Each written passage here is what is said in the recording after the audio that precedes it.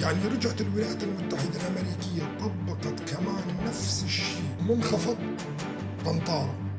هذا المشروع اليهود وعدوا مصر بأنه يفتحوا قناة من البحر المتوسط إلى هاي البقعة، دولة إيران وصنافر هاي للمملكة العربية السعودية. أصبحت المياه هاي بالقناة مياه دولية، لا يحق لأحد إغلاقها ولا يحق لأحد إجبار قطر على اتفاقية دفاع مشترك مع الولايات المتحدة الأمريكية اللي كانت تهرب منها قطر وما ترضى توقعها وتدفع رشاوي هنا وتدفع هناك لحتى تخلص من الاتفاقية، لأن الأتراك ما كان بدهم قطر توقع اتفاقية دفاع مشترك مع الولايات المتحدة.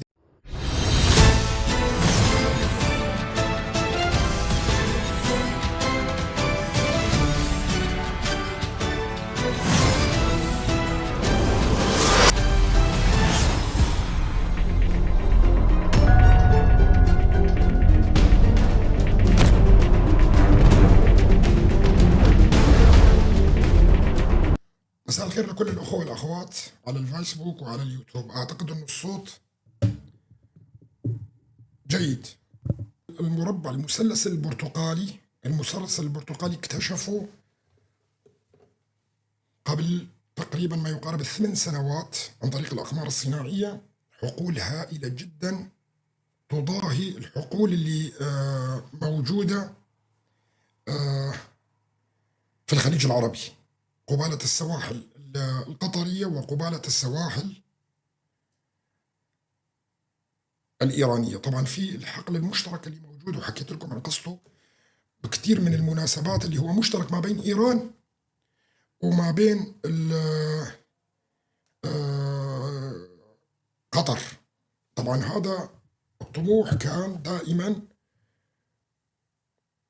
بدنا نرجع شوي لورا عشان أشرح لكم على الخريطة مرة ثانية.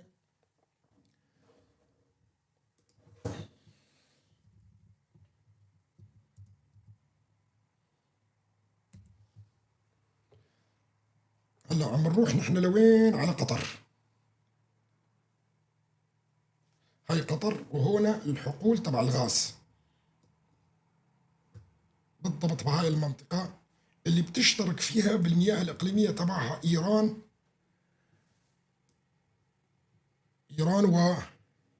وقطر. خلوني أعمل تبديل مشان أبين أنا كمان عليكم.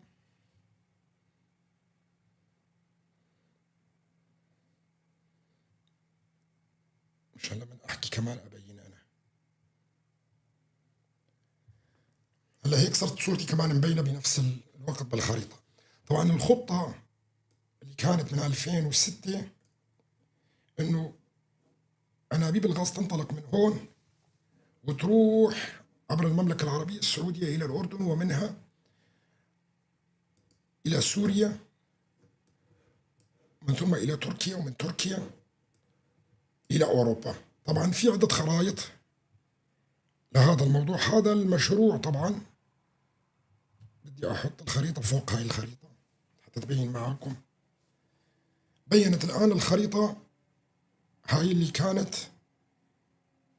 من إيران على أساس كمان تركيا. فكان في مشروعين، المشروع التركي الإيراني اللي كانت تحلم فيه سابقا إيران، ووقع قبل عامين تقريبا على هذا المشروع الرئيس الإيراني السابق اللي فطس وأردوغان، وكانت اتفاقية من 20 نقطة وقتها، سكك حديد وكابلات انترنت وخطوط غاز وكلياتها، وعلى أساس في أوروبا. دقيقة. هلا الصدى راح يمكن الصدى من هون.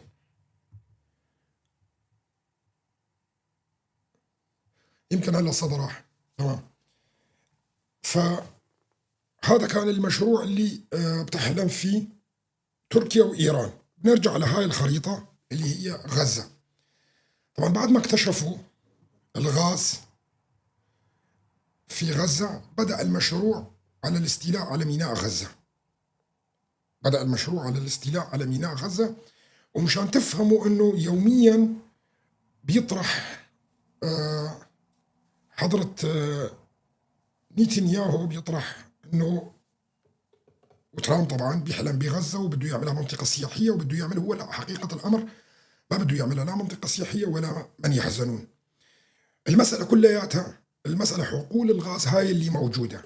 الحقول الغاز هاي اللي قبالة السواحل، في نفسها أيضا قبالة السواحل السورية، خصوصا منطقة طرطوس. هلا هون بالأقمار الصناعية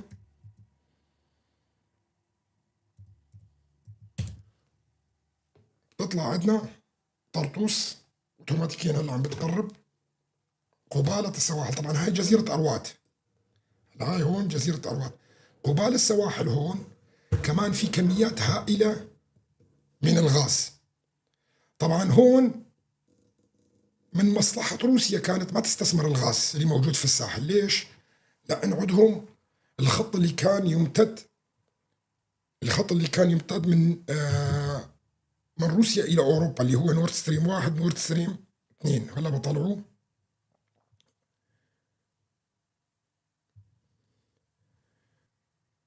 هاي طبعا قطر اللي حكينا عنها. قطر بطريقة تانية طبعا بيمتد وبيروح من المملكة العربية السعودية إلى الأردن، ومنها إلى تركيا، ومن تركيا يطلع لفوق باتجاه أوروبا. ومن نفس المكان أيضا في طريق الإيراني اللي وقع عليه كمان وقتها أردوغان، اللي بيطلع من إيران إلى تركيا، وشايفينه أنتم بالأخضر الحشيشي نوعا ما، أو الأخضر الفاتح. وفي طريق التنمية اللي هو من العراق بالأساس، بس المشروع كان إيش؟ كمان بيجي من إيران على ميناء البصرة، ومنه يروح على سوريا، ومن سوريا يروح على طرطوس. هذا الخط الآخر اللي كانت إيران تحلم أنه تعمله. إيران كانت تحلم أنه تشتغل هذا الخط سابقا كمان. هلأ كل شيء صار في سوريا لمنع هاي الخطوط. كل شيء صار في سوريا. طبعا هلأ ما هو بالضرورة يجي واحد ويقول لي أنه والله أنه أمريكا ليش موجودة؟ ما عملوا خطوط طاقة. موجود أمريكا هو بالأساس شو كان هو منع هاي الخطوط اللي موجودة وأنها تصير. ووجود الروس في الساحل أيضا لمنع الخطوط أبدا اللي قادمة من الخليج وغيرها إلى الساحل السوري كمان. فهذا وجود الاثنين الأمريكان والروس في سوريا هو لصالح الدولتين، لذلك هم متوافقين على كل شيء. هلا في التقسيمة الجديدة مثل ما قلنا لكم أنه استثمار الغاز اللي موجود في الساحل هو من حصة الروس. أولا روسيا بدها تأخذ ديونها من حقبة الاتحاد السوفيتي على حافظ الأسد، والديون اللي حصلت أيضا بتمويلها لبشار الأسد بالحرب اللي حصلت في سوريا خلال 14 سنة اللي فاتت، كلها من هذا الغاز الروسي، وبالإضافة إلى امتيازات روسية موجودة في الساحل. طبعا هون التقسيمة واضحة. غزة للأمريكان كغاز هون، وسوريا يكون لروسيا. وهي التقسيمة اللي حاصلة الآن. طيب هلأ شو بالنسبة لأوكرانيا؟ كثير من الناس عم تسألني سؤال، وأنا فسرت هذا بمناسبات عديدة جدا بأنه ليس من مصلحة الولايات المتحدة الأمريكية إنهاء الصراع الروسي الأوكراني الآن. ما هو من مصلحتها نهائيا. ليش؟ لأنه أوكرانيا أساسا ما بتهم الولايات المتحدة، بيهمها أمر واحد. شو هو الأمر هذا؟ بيهمها فقط المعادن. وحصلت على اتفاقية الولايات المتحدة الأمريكية. فليش بدها تنهي الحرب اللي موجودة؟ لا، تبتز فيها أوروبا. يعني رجعت الولايات المتحدة الأمريكية طبقت كمان نفس الشيء، نظرية العدو المفيد على روسيا كما استخدمتها ضد إيران. يعني ضل تبتز أوروبا لسنوات قادمة جدا. هلا بدي أسأل السؤال، وأنا طبعا حاكي عن المواضيع هاي كلها، بس أنا بدي أسترجع للذاكرة للناس كلها، لأنه بلشت هلا من جديد بدها تطلع كل الخطط والمشاريع هاي. مين له مصلحة، وأنا تحدثت عن هذا الحديث، متابعيني القدماء رح يعرفوا هاي، مين له مصلحة بتدمير خطوط نورد ستريم 1 ونورد ستريم 2؟ مين اللي استفاد؟ الولايات المتحدة الأمريكية اللي باعت لأوروبا الغاز كل هالسنوات هاي كلياتها، ووقعت معها اتفاقية رح تمدها بالغاز لكم سنة تانية؟ لكم سنة تانية؟ 3 سنوات ثانية، يعني 4 سنوات تقريبا.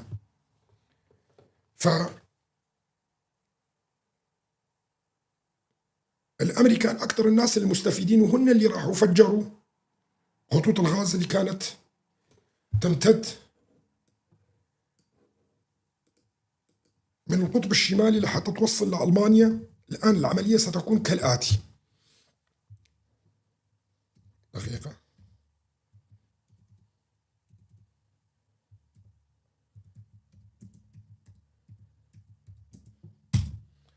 طبعا العملية كلياتها هي عبارة عن الغاز اللي موجود في غزة قبالة السواحل. هذا الغاز يحتاج إلى 3 سنوات للاستثمار فيه، فبدأ الإسراع الآن بإفراغ غزة من سكانها. وشايفين أنتم العملية اللي حصلت، طبعا كان في اكتظاظ سكاني كبير بالنسبة للغزة الفترة اللي فاتت، فكانت العملية تحتاج إلى هذا الوقت حقيقة. يعني ما هو بالسهولة إنك تفضي غزة كلها من الناس اللي فيها يعني وكل المجازر هاي كلها، لو كان بشكل سريع كان الدنيا كلها انقلبت على رأس إسرائيل والولايات المتحدة الأمريكية. بس احنا شو عم نشوف هلا كل الحديث اللي داير بالنسبة لترامب هو حلمه بأنه إيش؟ يسيطر على غزة. واليوم كان في اتفاق ما بين الولايات المتحدة الأمريكية وإسرائيل على تقسيم قطاع غزة ما بيناتهم. البحر سيكون للولايات المتحدة الأمريكية، وبلشت ببناء الموانئ، وأيضا الولايات المتحدة الأمريكية الإسرائيليين راح يأخذون الأرض الباقية كلها. فسيتم الآن شفنا 300 ألف إنسان يتوجه نحو الحدود المصرية تقريبا. طبعا بنشوف نحن الكل بيتحدث عن ماذا؟ أنه مصر رافضة بأي شكل من الأشكال أنه بتدخل الناس من قطاع غزة إلى مصر، لكن هذا الكلام غير صحيح، لأنه الخطة كلياتها أنه أهل غزة يدخلون إلى الحدود. راح أشوفكم إياه.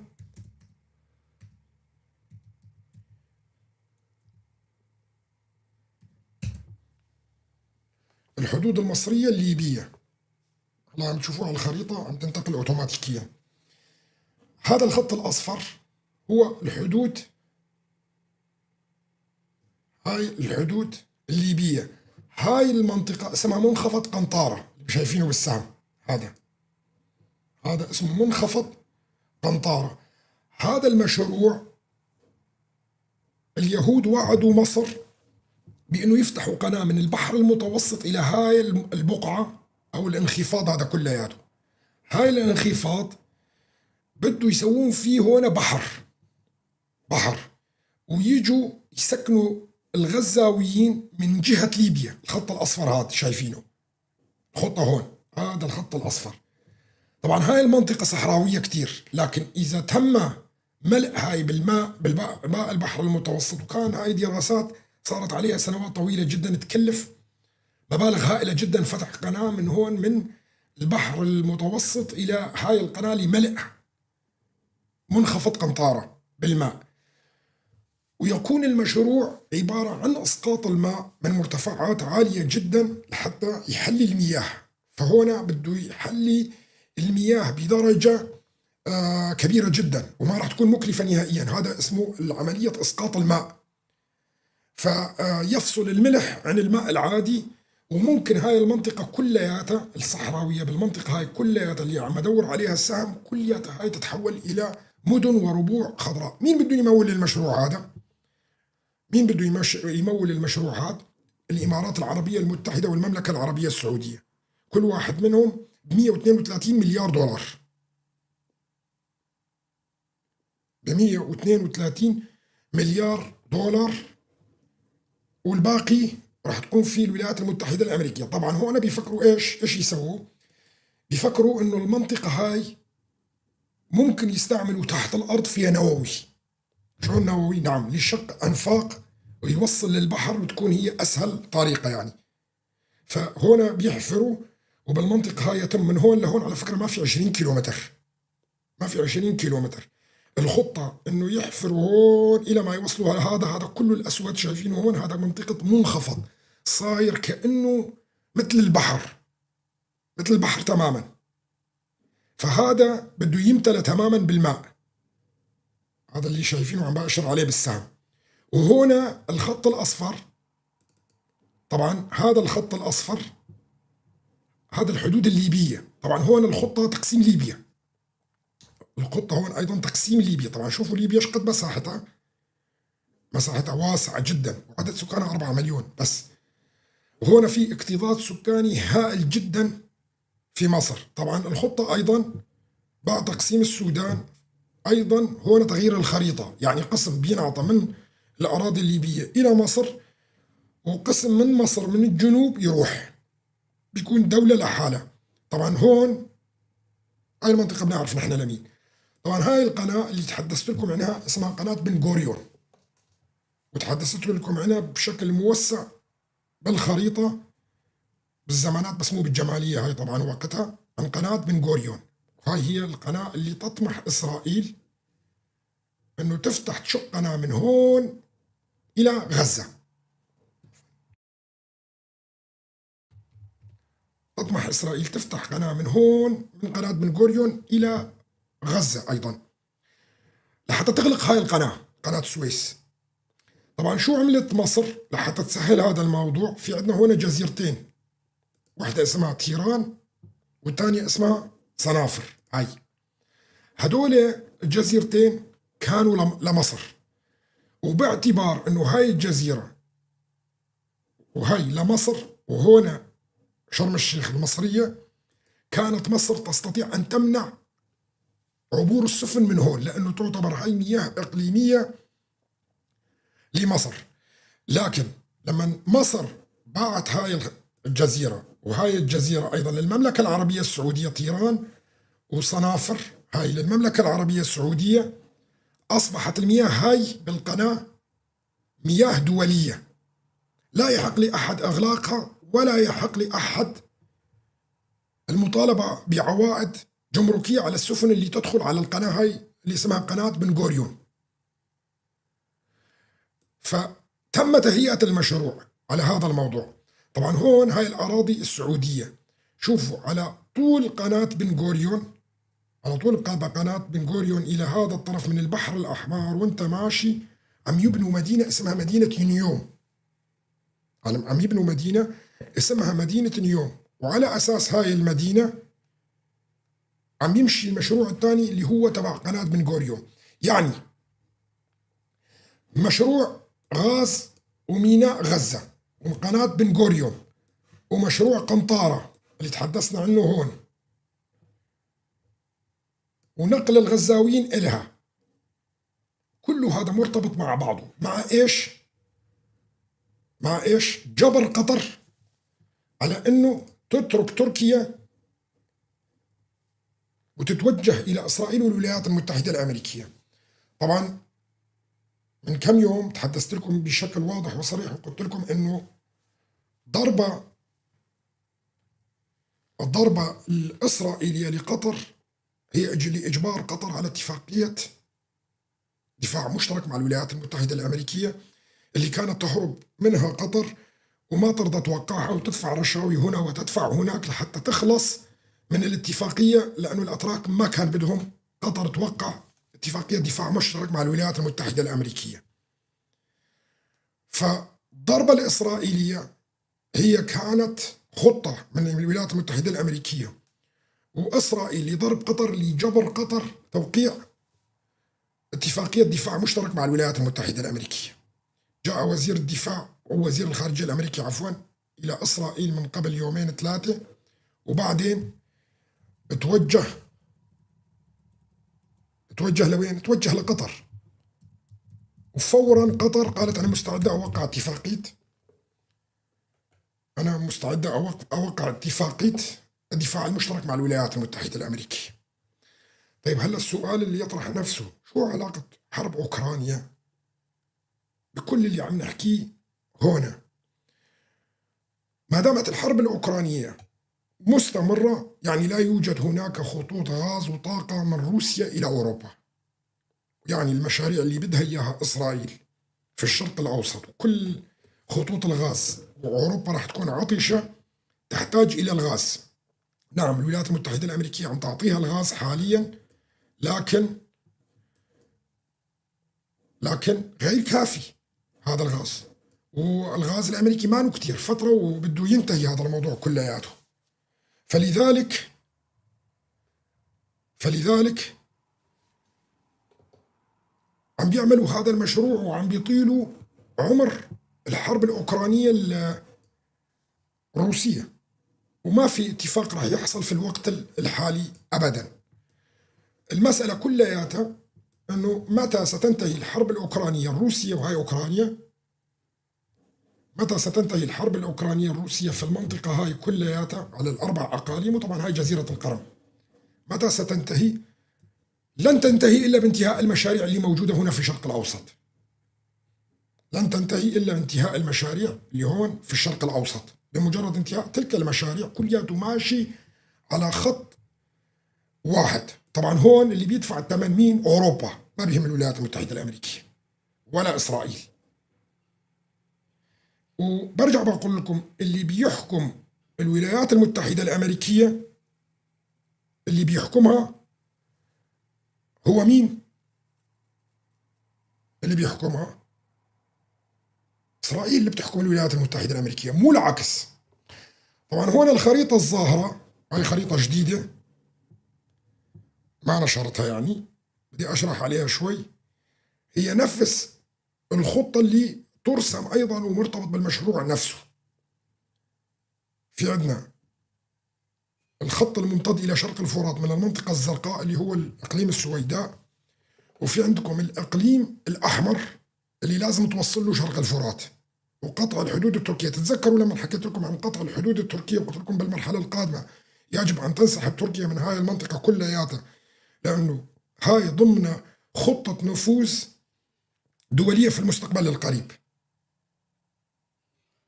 وما راح أخلي الخريطة هاي كتير، أنا بعرف راح تناخذ هلا، لأنه في المرحلة القادمة بس حبيت أشوف ناس الخريطة اللي سألوني قبل ما أفتح اللايف على منصة التيك توك والفيسبوك، شو مصير فلان مكان وشو مصير فلان مكان. هلا عرفتوا شو مصير فلان مكان وشلون مصير فلان مكان؟ طيب خلونا نرجع لهون لحتى أشرح لكم. طبعا كل هاي الخرائط أنا كنت محضرها من زمان هاي، وهاي الخرائط اللي شرحت عليها قبل فترة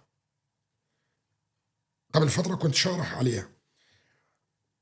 للعلم إنه الخطة ليست إنه يصير حقول أو خطوط طاقة من شرق الفرات إلى إسرائيل، اللي بيفكر هيك بيكون غلطان. فقط تمع عند الخريطة هاي وبتعرفوا وين رايحة. يعني حتى خط أذربيجان الأزرق الفوق سام، والخط اللي قادم من إيران روجهلات، والخط القادم من كردستان لوين عم بيتجه؟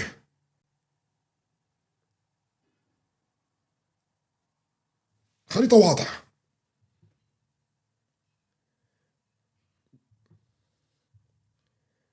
بدنا نرجع على الخريطة الثانية هاي، بدي أشرح عليها بالمستقبل. ما رتبت الخرائط كلها بصراحة، مشان هيك بدنا نشتغل على الخريطة الثانية. ما رتبت الخرائط، بس بالأيام القادمة راح نبلش نحط الخرائط كل وحدة وموضوع لحالة. على كل، طبعا عندنا نحن هلا حاليا ماذا؟ تجهيز إطلاق النفط الفنزويلي اللي هو مسكر من زمان. فشايفين أن الولايات المتحدة الأمريكية توجهت بقوة نحو فنزويلا،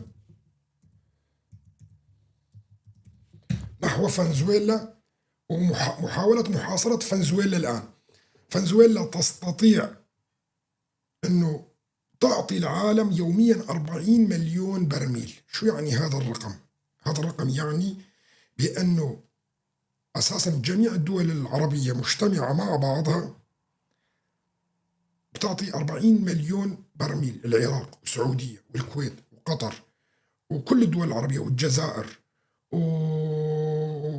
ومين كمان، عمان، كل الدول ما بيوصل إنتاجها ل 40 مليون برميل يوميا. عندنا نحن فنزويلا بتنتج 40 برميل يوميا إذا تم استثمارها. طبعا هنا الولايات المتحدة الأمريكية كانت عاملة حصار على فنزويلا وممنوع تصدير نفطها وعقوبات. ليش؟ لأنه مشان ما تأثر على أسعار البترول في العالم. فكانت يعني تعتمد على نفط العرب، خلال السنوات الفائتة. شو معنى بالنسبة إلي أنا كصلاح الدين الكردي أفكر شو يعني إنه إذا فنزويلا حطت إيد الولايات المتحدة الأمريكية واستثمرت النفط؟ هل معقول الولايات المتحدة الأمريكية تريد أنه تكسر أسعار النفط بالعالم كلياته ويحصل فائض في العرض والطلب؟ وهنا كارثة بالنسبة للولايات المتحدة الأمريكية. معناته شو في خطة؟ هذا أستنتج فيه شيء واحد فقط، أنه فنزويلا هي قريبة من الولايات المتحدة الأمريكية، ومن السهل جدا التحكم فيها، وبعيدة عن الصين وبعيدة عن إيران وبعيدة عن تركيا وبعيدة عن كل هالدول هاي. يعني إذا أخذت فنزويلا واستثمرت في البترول لازم توقف الخليج، لازم توقف بترول الخليج بشكل نهائي، وتصير دول الخليج محل فنزويلا. طبعا الحقوق الفكرية لكل ما أتحدث به هو ملك شخصي لي أنا، وهذا مثبت بالكتابة باسمي أنا، وأنا المسؤول عنه وأتحدث عنه، وأتحدى أي إنسان بالعالم يتحدث بما أتحدث فيه أنا. صراحة بقول لكم وهذا حقي الطبيعي. إغلاق هذا المضيق يعني إيقاف 40 مليون برميل من البترول اللي بيمد العالم. وطبعا هون إذا وقف هذا المضيق يعني شو صار بالصين والهند والدول هاي كلياتها؟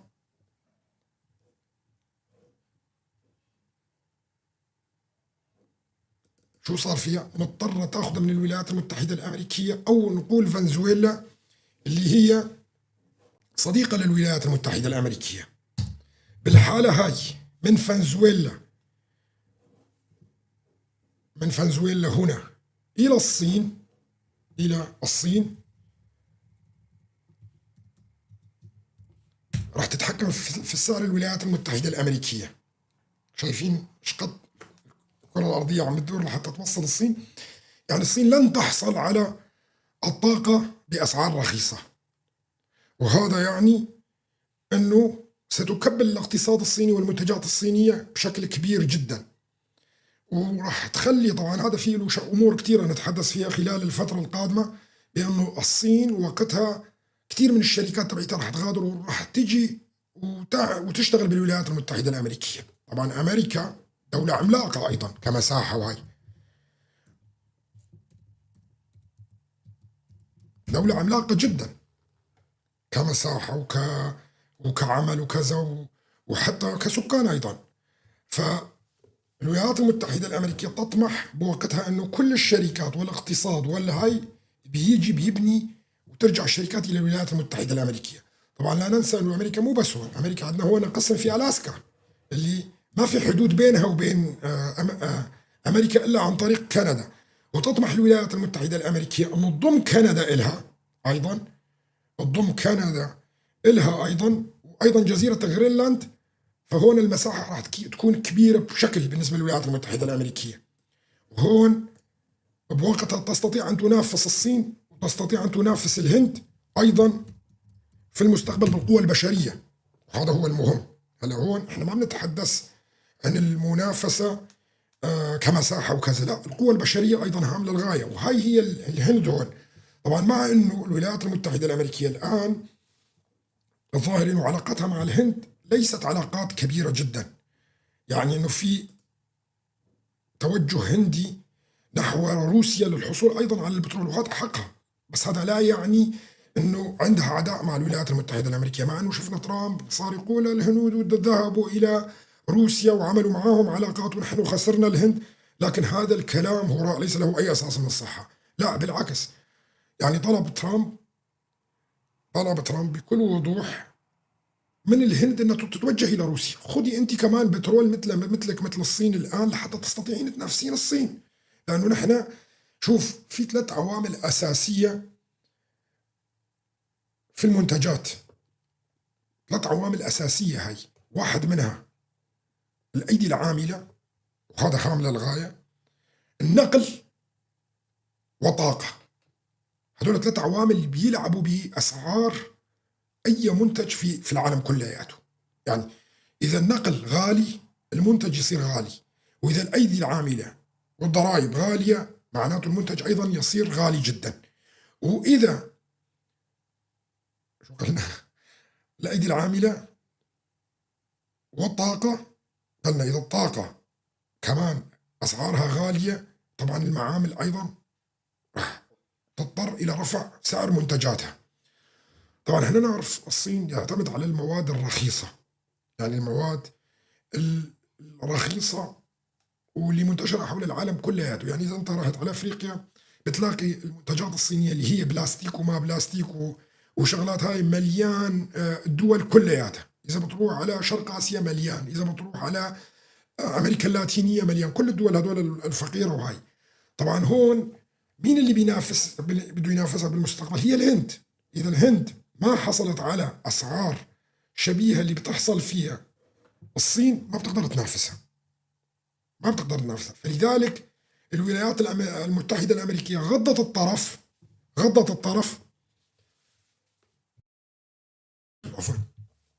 الطرف عن الهند، مثلها مثل الصين أيضا بأنه تروح تشتري النفط الروسي حاليا. لكن قالوا لهم الإيراني ما يصير. هلا شو اللي صار؟ الهند بتاخد نفط روسي والصين بتاخد نفط وغاز إيراني، وهون المفارقة. هلا اللي بيقول لي انه روسيا عدوة الولايات المتحدة الأمريكية، لا، روسيا ما عدوة الولايات المتحدة الأمريكية. روسيا في بيناتهم تضارب مصالح بمحلات هم متفقين، وفي محلات أخرى في تنافس بيناتهم كبير جدا. هلا السؤال الذي يطرح نفسه، شلون بدهم يسكروا هذا مضيق هرمز؟ شلون الطريقة اللي بده يتسكر هذا المضيق؟ هذا رح أحكي فيه عن المستقبل. بالمستقبل رح أحكي فيه شلون بدهم يسكروا هذا المضيق، وأسهل منه ما في. فأي واحد بالعالم مجرد بكل بساطة يعرف إنه الأمريكان رايحين على فنزويلا، يعني هون إنه في انفجار راح يحصل بأسعار البترول في العالم. طيب شلون بده يصير التوازن بأسعار البترول في العالم؟ طيب السؤال الذي يطرح نفسه الآن، لو الولايات المتحدة الأمريكية تسيطر على فنزويلا وتعطي بترول بقد اللي عم بيجي من الشرق الأوسط، أليس أسهل للولايات المتحدة الأمريكية وكل هالحروب وكل هاللي بيصير وسيطرة على المعابر والأمور؟ بس لازم تطفي هونيك الحنفية لفترة، وهذا اللي أنا كنت أتحدث عنه خلال الفترة اللي فاتت. هلا بدنا نرجع على الخريطة هاي وبدنا نتحدث فيها، ومثل ما قلت لكم هاي الأقاليم اللي ترسم لسوريا شئنا أو أبينا. هذا مو أنا اللي بدي إياه، هذا اللي بيشتغلوا عليه. هذا المكتوب الأخضر لا إله إلا الله محمد رسول الله هي مناطق اللي راح يصير مناطق الراديكالية أو السنية. طبعا هاي الخريطة لها تتمة، هذا راح أكملها في المستقبل القريب لما بتصير البوادر لها علاقة في لبنان ولها علاقة في العراق أيضا.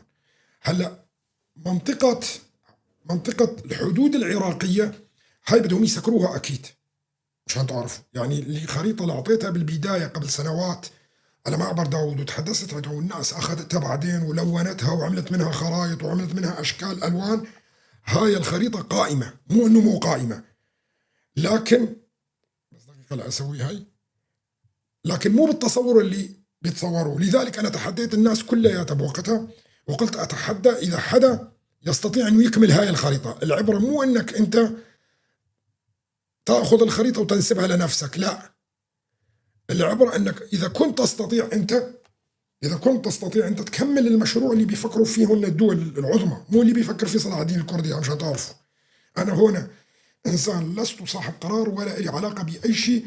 أنا كل اللي مهمتي هي أنه أجي وأفسر لكم شو اللي عم بيصير وليش الحرب الأوكرانية امتدت وإيش لها علاقة بسوريا وإيش لها علاقة بشرق الفرات وإيش لها علاقة بالساحل السوري وإيش لها علاقة مثلا بقطر، إيش لها علاقة مثلا باللي يحصل في الحدود الليبية الآن. وهذا كلياته بالمستقبل القريب راح نشوفه عشان نكون واضحين كلياتنا. فما حدا يجي ويتهمني والله شو هذا صهيوني. شو صهيوني؟ مو أنا صانع قرار، أنا ماني صانع قرار، أنا بجي بشرح لكم صناع القرار بإيش عم بيفكروا. وهنا الفرق.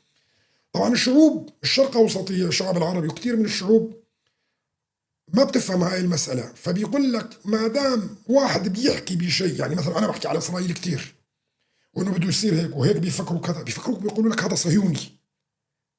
هذا صهيوني مو معناته أنه أنت إذا تحدثت عن شيء معناته أنت تأيده.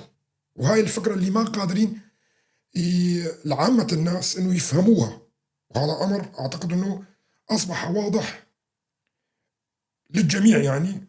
وخلال السنوات اللي فاتت ليس بالضرورة أي شيء أتحدث فيه معناته أنا اللي بدي إياه، لا، ما هو ضرورة اللي أنا اللي بدي إياه. وفي كتير شغلات عم بتصير وأنا بدي إياها كمان، مو معناها هاي، لكن تعزل العاطفة عن الدراسة. هون هو الموضوع الهام. يعني الأخوان بالخليج ما بيفهموا إنه أنا عم بحرض ضد الخليج، لا، ما أنا زلمة لا عندي لا حول ولا قوة، وبالعكس أحب كل دول الخليج، لكن أمامكم مستقبل قاتم جدا، مستقبل سيعودونكم إلى البغال والحمير والجمال والناقة مثل ما كان سابقا. نعم، هاي الخطة اللي راح تحصل باستثناء الإمارات العربية المتحدة، باستثناء الإمارات العربية المتحدة. أما الباقي كلياته راح ترجعوا للنوق. هذا اللي بيخططوا وبيفكروا فيه، لأنه هذا المضيق بده يغلق بعد فترة. هذا المضيق بده يغلق، هذا المضيق الموجود على الخريطة الآن وأنا عم بشر عليه، هذا سيغلق. وعندما يغلق خلاص ما عندكم إلا تصدروا بترول عن طريق إسرائيل، لأنه حتى البترول عن طريق اليمن ما راح بيسمحوا هون، لأنه هون أساسا إذا بده يروح ليش بيفكروا بقناة بن غوريون؟ سؤال. لحتى يقطعوا قناة السويس أيضا، فهون ما ضل حتى من هون إذا بدك تجي من اليمن بتصدر ما بيمشي الحال. شايفين أنتم الضرب على الموانئ اليمنية الآن، ما هو الهدف من ضرب الموانئ اليمنية؟ اللي بده يجي يقول لي والله عن طريق عم يجي سلاح من إيران، كذاب. إيران لا تستطيع أن تطلع سفينة واحدة من أراضيها بتجي على اليمن أبدا، كله مراقب ومستحيل، ولا يوجد هذا الشيء. فضرب الموانئ اليمنية كلياتها هي ضرب البنية التحتية، مشان اليمن ما بتكون بيوم من الأيام تفكر أنه تصدر بترول. طيب أنا بدي أقول لكم شغلة ثانية. مين بيتذكر ضربة ميناء بيروت؟ شو الهدف منها؟ وليش دمروها التدمير الهائل اللي كان شبه قنبلة نووية أو أكثر اللي حصل؟ لحتى ميناء بيروت ما بيكون أيضا بديل للموانئ الإسرائيلية الموجودة على البحر المتوسط. فكانت الضربة لميناء بيروت هي مدروسة، وتم إنهاء الميناء بشكل كامل. الموانئ السورية هي تحت السيطرة الروسية وحقيقة، فإسرائيل ما عندها خوف من هذا الموضوع. تبقى أهم ميناءين موجودين هو ميناء حيفا وميناء غزة. طبعا أنا حكيت لكم عن ميناء غزة وجيولوجية ميناء غزة وأهميته والعمق في الرصيف البحري أو الجرف الصخري كما يسموه هون. هون أغمق من المناطق هاي بكتير. فهون تستطيع أن تبني رصيف بحري أو ميناء على الشاطئ مباشرة، لكن في حيفا وفي الأعلى ما بتستطيع تعمل هذا، لازم أنت تمتد كم كيلومتر ضمن البحر وتبني رصيف. وهنا الولايات المتحدة الأمريكية كانت تفكر أنه تعمل رصيف عام، كانت تعمل رصيف عام، لكن بعد ما اكتشفوا حقول الغاز وغزة وأنه البحر تبع عميق، شو مشهور البحر تبع غزة غير الغاز اللي موجود عليه وكشفوه؟ موجود فيها أكبر ثروة سمكية في العالم، ميناء غزة والبحر، لأنه مي عميقة جدا هنا، فلذلك السمك بيتواجد في المياه العميقة بشكل كبير، ما بيتواجد بالمناطق اللي يكون فيها العمق ما كبير. فلذلك هنا في ثروة سمكية هائلة جدا، هائلة جدا، بالإضافة إلى الغاز، بالإضافة إلى أنه الميناء هذا كلياته يستطيع أن يبنوه على الشاطئ من دون تكاليف كبيرة جدا. أما الموانئ الموجودة هون لازم يعملوا رصيف، والأرصفة هاي تكون بعيدة يمكن عدة كيلومترات أيضا لحتى يوصل لعمق البحر، لحتى السفن الكبيرة جدا والشحن تستطيع أن تحمل الحاويات الكبيرة. طبعا أنتم تعرفوا آلاف الحاويات بتتحمل على سفينة واحدة. اللي راح تجي من وين؟ اللي راح تجي من الهند، من هون، تجي من هون وبتدخل وتجي بالقطارات السريعة مباشرة إلى إسرائيل وتتفضى على الحاويات من ميناء غزة، وبتروح لوين؟ بتروح على أوروبا ومن ثم إلى أمريكا. فاختصرت أوروبا في 6 أيام، واختصرت أمريكا بما يقارب 15-16 يوم، في حين أنه الحاويات بتجي من هون بتاخذ شهرين. الحاويات إذا بتجي من هون وبتمر من هذا الممر وتجي وتلف، إذا دخلت قناة السويس اختصرت المسافة. لكن إذا في مشاكل هون ولفت حول إفريقيا كلياتها، شايفين الخريطة؟ لفت حول إفريقيا كلها، وبعدين بتجي بتروح لوين؟ بتلف هون بتجي لأوروبا، وهون بتروح لأمريكا. شايفين اللفة شقد؟ وهذا بيسموه طريق رأس الرجاء الصالح اللي اكتشفه كوبرنيكوس. هذا اللي اسمه، لأنه المنطقة هاي كان اسمها طريق رأس الرجاء اللي اكتشفوه. فمن الهند بعد ما اكتشفوا طريق رأس الرجاء الصالح كانت تجي من الهند السفن وبتروح وبتلف افريقيا كلياتها قبالة الشواطئ الافريقية، وبتروح وبتطلع الى اسبانيا ومنها الى فرنسا وهكذا الى اوروبا كلياتها. وكان موجود الطريق البري لطريق الحرير اللي كان من الهند، وهذا سبب حفاظهم على الدولة العثمانية كان هو هذا الطريق قبل الحرب الباردة. يعني في ناس كتير يقولوا لك ليش فرنسا وبريطانيا وهولندا، طبعا لأنه كانت مالكة الشركات كلياتها هولندا، شركات التوابل، ليش كانت تدافع عن الدولة العثمانية؟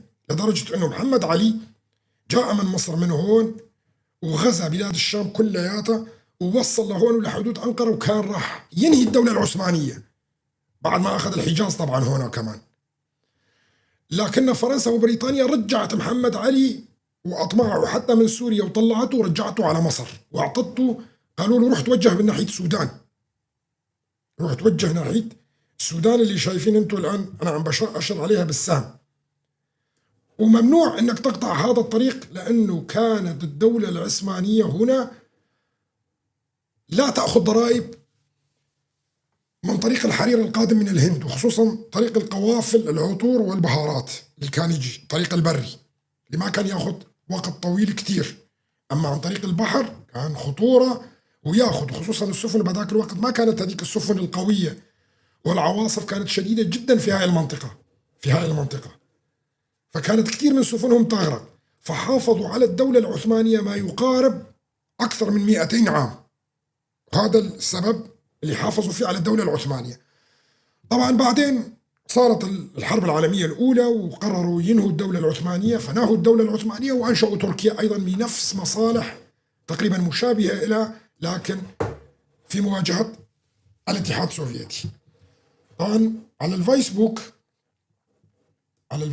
وعلى اليوتيوب أعتقد أن التجربة اليوم كانت ناجحة، ونستطيع خلال الأيام القادمة نشرح أكثر عن الخرائط، حتى الفيديوهات ممكن نعرضها في الأيام القليلة القادمة. بنكون وصلنا إلى نهاية الحلقة على الفيسبوك وعلى اليوتيوب، وننتقل مرة ثانية على التيك توك. أتمنى من كل الأخوة ترجع مرة ثانية، وكل ما بدنا نشرح على الخرائط وهاي بدنا نفوت على الفيسبوك وعلى اليوتيوب، وبس تنتهي الحلقة بنرجع مرة ثانية على التيك توك، لأني ما بدي أعرض خرائط على التيك توك في الوقت الحالي لأنه محتاج كاميرات أكثر وكذا. وهلا لفترة ثانية إن شاء الله راح نكون على المنصات الثانية. كل الحب والاحترام لكل الأخوة اللي كانوا موجودين معانا على الفيسبوك وعلى اليوتيوب، وخصوصا أهلنا الموجودين في سوريا والساحل. كل الحب والاحترام لكم جميعا.